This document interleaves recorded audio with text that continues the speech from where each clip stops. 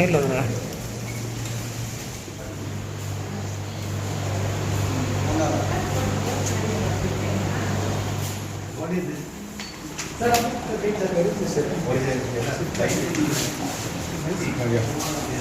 So this is photograph. अच्छा ना चुची those days people used to see maybe in the sunlight. Same thing. एक second Libang साहब, सबसे बड़ा कमी ये हॉस्पिटल का जहाँ मुझे तक जानकारी है मैन पावर की। जब तक आप मैन पावर नहीं देंगे, it is the man behind the machine. Machine कुछ नहीं कर पा सकेगा जब man power, technically qualified man power नहीं देंगे। उसके ऊपर क्या कदम लेने जाना है आपकी सरकार? मैन पावर के लिए तो हम लोग डॉक्टर हो, जो स्पेशलिस्ट हो, जो जितना भी टेक्निकल जो नो हाउ पर्सन हो, उसको हम लोग कहीं से भी लेने के लिए कोशिश कर रहे हैं। फिर भी अरुणाचल प्रदेश में आदमी आने के लिए भी इतना नहीं सोच रहे।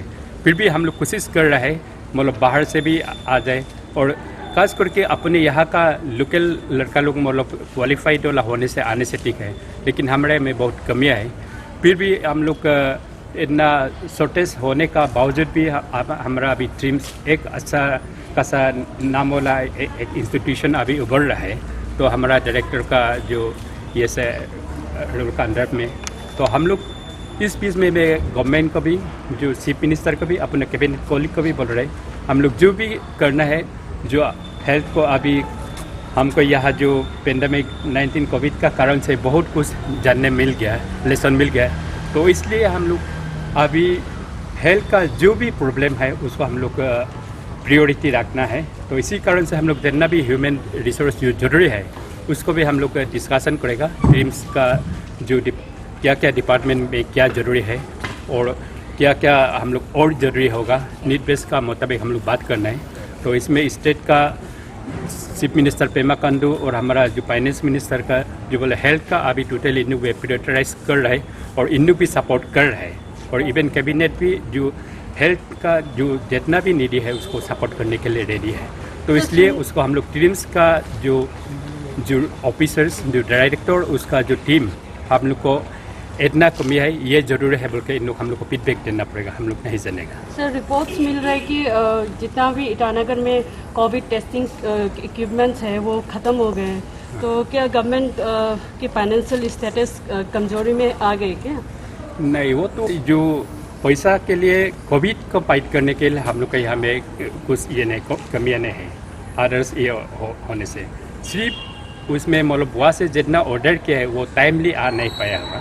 टाइमली आना चाहिए। हम लोग मैं पहले भी बोल चुका है, ऑर्डर जितना भी हम लोग एंटीजन टेस्ट के लिए किट्स जरूरी है, जितना टेस्ट का इक्विपमेंट जरूरी है, वो सब को जो कमियाँ है उसका हम लोग ऑर्डर भी किया है। उसके लिए कोविड को फाइट करने के लिए हम गवर्नमेंट का तरफ से कुछ पैसा का कमियाँ नहीं होगा। बताएंगे तो हम लोग अभी जो बिल्डिंग आप देख रहे हैं, ये चारों ओर देख रहे हैं, ये अभी 300 to 350 बेड का अभी हम लोग का पूरा फुल बेड्स रेडी है। उसमें हमारा NICU है, सिकू है, उसके बाद मेन ICU है, उसके बाद ऑपरेशन थिएटर तो आप जानते हैं वो चलते हैं, और हम लोग का डायलिसिस फैसिलिटी है, और हम लोग का लेबर रूम का जो अभी सिचुएशन है वो बहुत अच्छा है। ऐसा करके सब फैसिलिटी यहाँ पे हम लोग रखा हुआ है। टॉकिंग अबाउट इक्विपमेंट में हम लोगों ने ये तय किया है कि जब भी हम लोग कोई इक्विपमेंट खरीदे इस इंस्टीट्यूशन के लिए, वो जो है एटलीस्ट ये सब फ्यूचर प्रूफ होना पड़ेगा। मीनिंग फ्यूचर प्रूफ का मतलब जो है अभी आज खरीदेगा तो फ्यूचर कम से कम 10, 15 या 20 साल तक ये वैलिड होना है। तो जैसे कि आप मान लो एक CT स्कैन खरीदा, MRI खरीदा, अब आज का चालू मशीन को खरीदेंगे तो 2 साल 3 साल के बाद उसको अपग्रेड करना पड़ता है या रिप्लेस करना पड़ता है। तो मेरा ये गुजारिश गवर्नमेंट से है कि हम लोग अगर इक्विपमेंट खरीदे, जैसे कि आप मान लो MRI का दाम जो है 10 करोड़ से लेके 20 करोड़ के तक है। तो हम लोग कटिंग एज वाला अगर हम लेना चाहेंगे तो 18 या 19 करोड़ तक लग जाता है। मगर मेरा ये मानना है कि ऐसे इक्विपमेंट हम बार बार नहीं खरीदेंगे, एक ही बार ही खरीदा जा सकता है। जैसे कि 1 करोड़ वाला या 50 लाख वाला सामान तो कभी भी हम लोग ये करके यहाँ वहाँ कर खरीद सकते हैं, मगर ऐसा जो है मेन इक्विपमेंट जो है हम लोग शुरू में ही अच्छा वाला खरीदना चाहिए। सो ऐसा करके हम लोग गवर्नमेंट को ये रिक्वेस्ट कर रहे हैं। उसी मुताबिक हम लोग के पास अभी CT स्कैन जो मशीन है, आपको मालूम होगा, ये 256 स्लाइस का जिस मशीन है वो इंडिया में इस किस्म का फर्स्ट आया था, तो अभी 2 साल पहले आया था। और इस मशीन होने के कारण से हम लोग सिर्फ पेट का आपका चेस्ट का और हेड का सिर्फ हम लोग नहीं देखते, हम लोग हार्ट का फंक्शन को भी देख सकते हैं। हार्ट का फंक्शन, हार्ट में जैसे कि खून कैसे जा रहा है उसको भी देख सकते हैं। और हम लोग के पास कार्डियोलॉजिस्ट है और एक्सपर्ट रेडियोलॉजिस्ट है, वो मिलके जो है कोई हार्ट का प्रॉब्लम जो है सीटी स्कैन भी डायग्नोस कर लेते हैं, जो हम लोग कैथेटराइज करके गुवाहाटी में भेजना पड़ रहा था वो भी नहीं हो रहा है। इसी मुताबिक MRI को भी हम लोग सोच रहे थे कि बेस्ट क्वालिटी का MRI आए, ताकि उसमें जो है हम लोग फंक्शनल MRI भी हम लोग कर सकें।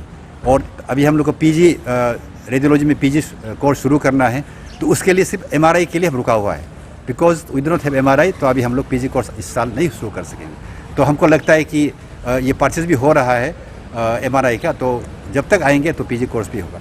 उसके अलावा जितना भी इक्विपमेंट हम लोग का यहाँ पे है, जैसे मैंने बताया, it should be all future proof. हम लोग का ये जो कोई भी इक्विपमेंट हम लोग खरीदेंगे वो जो है फ्यूचर के लिए भी यूज़ हो।